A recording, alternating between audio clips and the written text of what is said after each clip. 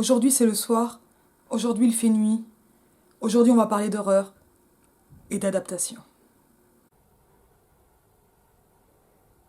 J'ai envie de parler d'horreur parce que j'aime bien l'horreur. C'est comme le comique, c'est comme l'érotique. L'horreur, ça vise à provoquer une émotion corporelle, directe, immédiate, chez le lecteur ou chez le spectateur. Et là, ce qui va m'intéresser, ça va être la comparaison, et pour ça, on va parler de Shining, de Stephen King et de Stanley Kubrick, les deux. Version poche. Je sais plus qui l'a traduit. Je n'ai même pas regardé qui l'a traduit. On est chez Lattès, 77, 79, mais c'est une version plus originale que j'ai, évidemment. Ah bah tiens, il donne pas le traducteur. Là, c'est la traduction 79 que j'ai. Ah, c'est incroyable, il n'y a pas le nom du traducteur. Ah, ça, c'est vraiment nul. Bon, une édition à 7,90 € parce que j'avais envie de passer un été horrifique. En tout cas, en ce moment, je lis pas mal de romans. Shining, c'est mon film préféré. Il y a 3 films que j'ai beaucoup vus. Le Rocky Horror Picture Show, Les Demoiselles de Rochefort et Shining. Et j'ai pas mal vu Freaks. Ça explique peut-être. En général, ça vous interpelle pas mal les têtes. Bon, en tout cas, Shining, c'est un film... ouais, je l'ai vu petite, comme beaucoup de ces grands films, comme beaucoup de Kubrick. J'ai pas vu tous les Kubrick, hein. Je suis pas une collectionneuse pour les films, mais même pour plein de choses. Je cherche pas l'exhaustivité. Assez rarement. J'ai même pas encore vu tout Varda. Mais vraiment... Alors après, il y a des films que j'ai beaucoup vus, mais... Bon, les Demoiselles de Rochefort, c'est un des films que j'ai vu le plus tôt. Et revu, et que je revois encore beaucoup. Pour ce qui est de Shining et du Rocky, ce sont des films que j'ai découverts au collège. Mais Shining, je l'ai vraiment redécouvert, on va dire, jeune adulte ou adulte. Est-ce que je suis jeune? Il y a un étudiant qui a cru que j'étais une autre étudiante dans la salle, et donc en fait il mettait le barouf la semaine dernière. Et après, il m'a dit: ah bon, c'est vous la prof? Vous avez pas l'air d'une prof. Je vais arrêter les baskets. Donc, Shining, je l'ai découvert quand même, enfin vraiment découvert et pris dans la face assez tard. Mais c'est un foutu émerveillement. Et alors vraiment, je fais des rapprochements, on va dire, cinématographiques entre Demi et Kubrick sans aucune pudeur ou avec toutes les audaces possibles. Pourquoi se le refuser? En tout cas, pourquoi Shining de Kubrick? Parce que la Steadicam, parce que ça glisse, parce que c'est froid, parce que c'est un film dont je n'arrive jamais à retrouver l'ordre exact. Pas plus que le plan, mais ça tout le monde le sait, mais même chronologiquement, c'est extrêmement dur de se souvenir de est-ce que cet épisode est exactement avant celui-ci ou pas. Je trouve absolument fascinant de voir comment Kubrick a réussi dans ce film à donner l'impression d'une surabondance de signes, c'est-à-dire que tout peut, ou presque, mais tout en fait, alors je vais réexpliquer ça. Il met en place dans ce film beaucoup d'éléments que l'on a envie d'interpréter. Et en fait, alors ce qui est vraiment parlant pour ça, c'est le film Room, je vais dire 237 parce que je suis feignasse, qui interroge, on va dire, des exégètes fanatiques du film et qui ont des interprétations qui apparaissent au fur et à mesure du docu de plus en plus délirantes. Et en fait, ce qui m'intéresse, ce ne sont pas les interprétations de ces exégètes, mais c'est, en voyant le film, de voir comment le film se prête à des interprétations elles-mêmes délirantes qui calquent le comportement du personnage Jack Torrance. Rapidement l'histoire, Jack Torrance, prof, donc là commune aux deux, prof de littérature,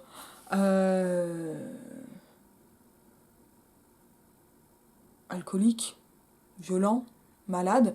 Donc là ça change un peu entre le livre et le film, mais grosso modo c'est ça. Et viré de son boulot. Il y en a beaucoup plus de détails dans le livre que dans le film. De prof. Il lui faut un nouveau travail, il essaie d'écrire en même temps, et pour cela, il trouve un emploi en gardien de l'hôtel Overlook. Immense hôtel dans une zone très reculée, très froide, enneigée, et il doit en devenir le gardien avec sa femme, Wendy, et donc joué par Shelley Duvall, Jack Torrance est joué par Jack Nicholson, et, euh, et leur fils Danny, Daniel. Une fois dans l'hôtel, donc hôtel d'emblée inquiétant, alors on a dans les deux cas la vie avant l'hôtel et on se rend compte que euh, Danny a le shining, c'est-à-dire un don paranormal. À la rigueur, c'est peut-être ce qui m'a le moins plu, le fait qu'il y ait du paranormal. Pur, vraiment expliqué. Parce que ça, il y en a dans les deux. Et arrivé dans l'hôtel, dans lequel il y a déjà eu des crimes, etc. C'est un vieil hôtel, très impressionnant, immense. A priori, que l'on suppose possédé, ou que l'on comprend au fur et à mesure possédé. Danny est de plus en plus inquiet. Bon, Wendy est ultra stressée. Et surtout, Jack pète un plomb et tente de tuer toute sa famille. Alors, j'ai décidé de lire le livre cet été parce que je cherche en ce moment des films et des livres d'horreur mettant en scène notamment des violences conjugales, mais en tout cas des violences faites aux femmes. Donc, alors, je cherche ça. Je veux pas en lire toute la journée non plus, hein, mais je sais pas, je dors bien. Mais en fait, ce qui m'intéressait là, c'était d'abord de comparer les deux, le livre, le film, de ce point de vue, on va dire, féministe. Bon, honnêtement, franchement, pour moi, c'est à peu près la même chose. Alors, Wikipédia sur Shining a un petit tableau comparatif du livre et du film. Bon, voilà, Jack, il n'est pas exactement alcoolique avant. Alors, c'est-à-dire que le projet de Stephen King aurait été de montrer, grosso modo, les ravages de l'alcool au sein de la famille. Donc, aurait eu, en fait, une perspective plus genrée, ou plus féministe, ou sociale. Chez Kubrick, ça se passe quand même différemment. C'est moins mis en avant, mais en même temps, je trouve que ça apparaît quand même pas mal.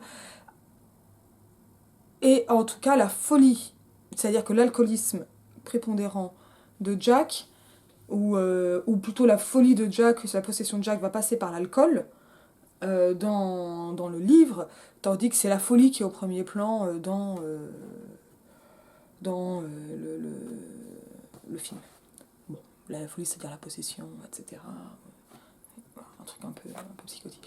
Euh, en, en fait, je trouve plus intéressant de ne pas faire entrer l'alcool là-dedans, quand bien même les féministes première vague ont été des membres très importantes et très actives, voire des initiatrices des mouvements prohibitionnistes pour la famille. Je pense qu'elles ont confondu la cause et le symptôme, mais c'est assez intéressant, enfin, dans les mouvements qu'on appelle de tempérance et qui justifient a posteriori l'accusation de puritanisme des féministes. C'est par rapport à ces ligues. Elles n'étaient pas les seules, hein. Jack London aussi était pour la prohibition. Le cabaret de la dernière chance. En passant. Mais bon, voilà, ça c'est un sujet qui me semble beaucoup plus complexe que la seule accusation de puritanisme. En tout cas, le livre, le film, eh ben, j'étais hyper surprise parce que pour une fois en tout cas, c'est très différent. Je savais que ce serait très différent. Je n'ai pas vu le téléfilm qu'a fait Stephen King. Pas encore, je suis pas pressée, puis bon, c'est un autre sujet encore. Mais je n'ai pas été déçue des écarts. Ils m'ont amusée.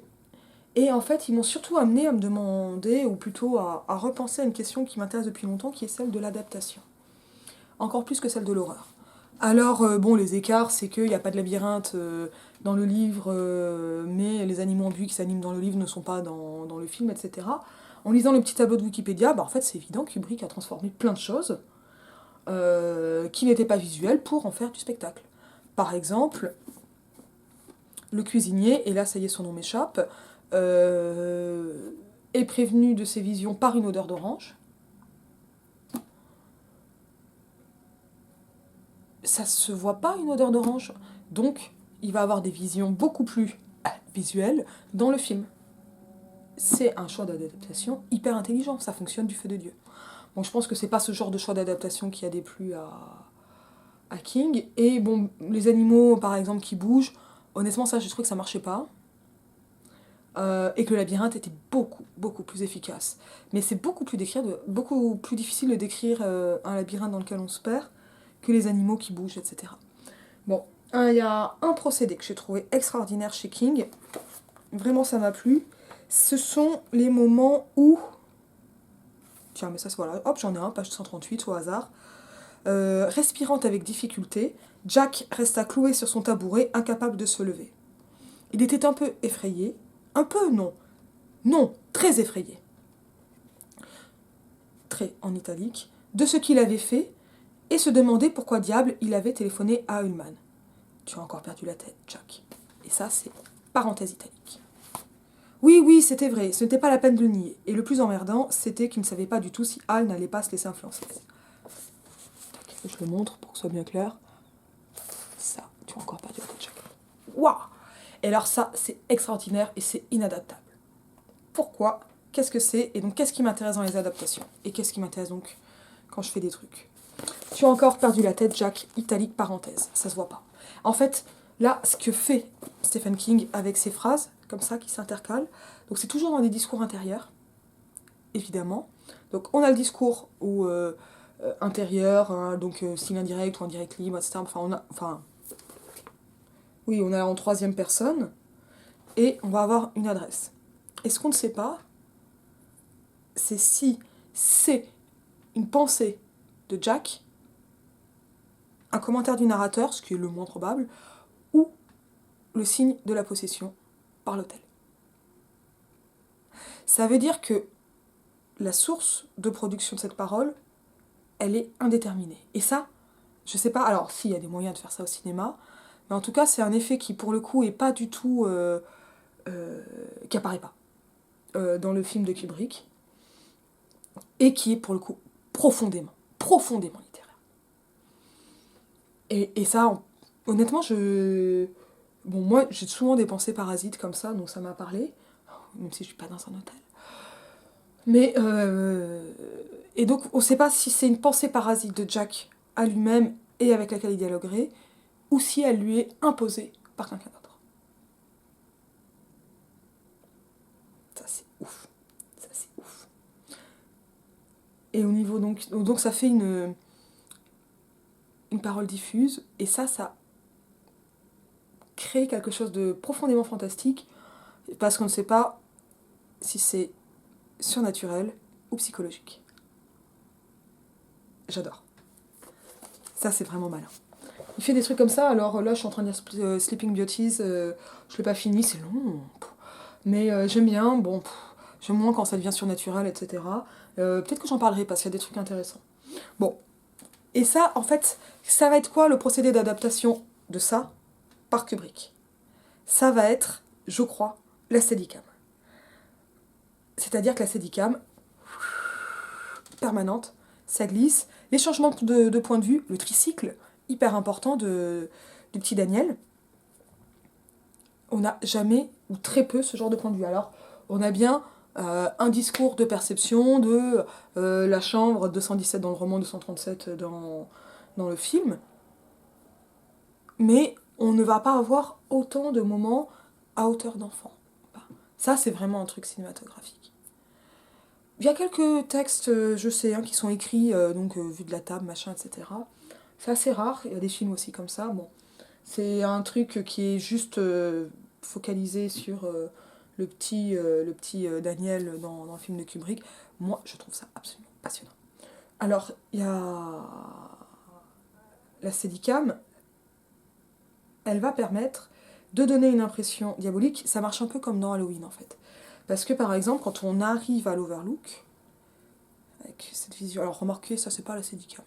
Mais déjà, dès qu'on arrive, le fait que la caméra soit au-dessus et les suive, fait qu'on ne sait pas si on les suit en tant qu'une caméra qui les suivrait, ou si on est dans un discours intérieur, enfin dans un regard de quelque chose qui les suivrait. Donc, est-ce que la caméra elle-même, donc notre regard, est objective ou subjective? Et subjective de quelque chose de surnaturel. Et les glissements dans l'hôtel, alors on sait que l'hôtel de l'Overlook, en fait on ne peut pas reconstituer son plan, c'est un hôtel impossible, avec des perspectives absolument impossibles, mais le glissement de la Steadicam, c'est exactement le glissement dans la folie. Et où la possession du personnage de Jack Torrance. Et c'est ça montre Ça correspond parfaitement à la diégèse, à l'histoire racontée. De la même façon, Barry Lyndon, le film qui précède, on le sait, les bougies, filmé à la bougie avec les caméras de la NASA, super prouesse technique. Oui, mais ça tombe bien, Barry Lyndon, c'est le film du clair-obscur. Pour les personnages. Et donc, le procédé technique fonctionne parfaitement avec l'histoire qui est racontée. Et c'est ça qui m'intéresse dans les adaptations, c'est-à-dire, ce n'est pas de voir genre, est-ce que l'histoire elle est mieux dans le film ou dans le livre ? On s'en fout. Ce qui est intéressant, c'est qu'est-ce qui, en fait, n'est pas adaptable, et donc comment l'adapter quand même. Ce discours intérieur, il n'est pas adaptable. C'est discours intérieur. Ou alors, il faut avoir tout un film en voix off. C'est hyper chiant. Et, pour le coup, c'est adapté par l'effacement des discours intérieurs, et cette espèce de jeu sur une focalisation, est-ce qu'elle est externe ou interne, mais interne de quoi ? Ça colle parfaitement. Et en fait, ne pas savoir d'où vient le regard ou d'où vient la parole, c'est la même chose. Mais c'est absolument... d'un côté, c'est absolument cinématographique, et de l'autre, c'est absolument littéraire. Et ça, je trouve que c'est extraordinaire. Voilà. Ah, il y a comme ça quelques plans dans le cinéma. Le plan qui me vient le plus, c'est le plan des adieux dans les parapluies de Cherbourg, des adieux du train, où on va avoir la jeune femme, je voulais dire non, sur le quai, le jeune homme dans le train, et une caméra qui monte les deux. Et la caméra va aller plus vite que le train, en travelling arrière. Ce qui fait qu'on quitte les deux. On quitte et la jeune femme, et le jeune homme qui est dans le train. On n'est pas du côté de l'un ou de l'autre. Déchirement absolu, c'est les violons. Ça, c'est du cinéma. Mais, pour le coup, une description, c'est profondément littéraire. C'est souvent pour ça que les étudiants trouvent les descriptions ennuyeuses. Alors ça va être long, machin, etc. Mais ça veut dire quoi, dans ce coup, d'écrire ?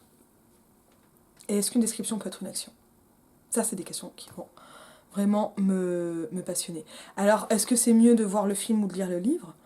Si on cherche à faire le jeu des différences, pour faire le jeu des différences, 217, 237, bon, allez sur internet, ça y est déjà. Mais, c'est quoi un regard horrifique et c'est quoi une voix horrifique dans un roman ? Là, c'est juste une piste. J'ai une très grosse semaine. Je vous dis à bientôt.